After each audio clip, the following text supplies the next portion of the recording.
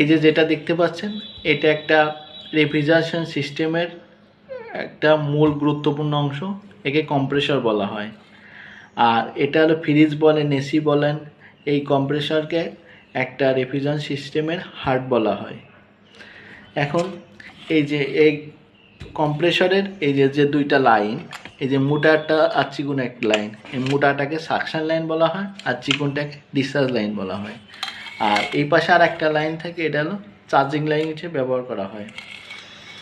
আর এখানে দেখতে পাচ্ছেন এই যে তিনটা পোর্ট, এখানে একটা কমন হিসেবে ব্যবহার করা, একটা স্টার্টিং, একটা রানিং হিসেবে ব্যবহার করা হয়। এখন এই কম্প্রেসরকে চালাইতে গেলে দুইটা জিনিসের দরকার হয়, একটা রিলে আর একটা ওভারলোড প্রোটেক্টর। এখন রিলের কাজ কি, এই যে এই দুইটা হলো দুই পদের রিলে, এই যে এটা হলো কারেন্ট কয়েল রিলে আর এটা হলো পিটিসি রিলে। এখন এই রিলের কাজ হলো কম্প্রেসরকে চালু করাই রিলের কাজ। এখন এই যে আর এটা হলো ওভারলোড প্রোটেক্টর, যদি অত্যধিক বৈদ্যুতিক ভোল্টেজ আসে যাতে কম্প্রেসর সিস্টেমকে নষ্ট না করতে পারে, সেজন্য ওভারলোড প্রোটেক্টর ব্যবহার করতে হয়। এই তিনটা পোর্টের মধ্যে যদি এইটা যদি কমন হয়, তাহলে এই কমনে সবসময় দিতে হবে ওভারলোড প্রোটেক্টর।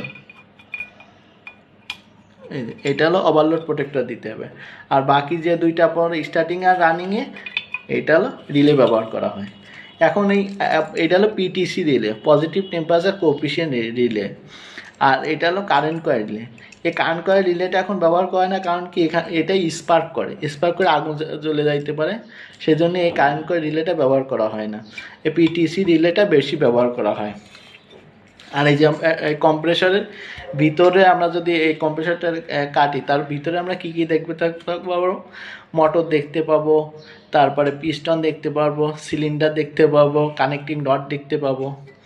আর একটা জিনিস, এই যে কম্প্রেসর আমরা দেখছি যে কালো রং করা না, এই কালো রং কী জন্য করা হয় জানেন, এই যে দ্রুত যাতে সে তাপটা বর্জন করতে পারে, এই মূলত এই জন্যই এই কালো রং করতে পারে, যাতে সে দ্রুত তাপ বর্জন করে সিস্টেমটাকে ঠান্ডা রাখতে পারে। আজ এই পর্যন্তই।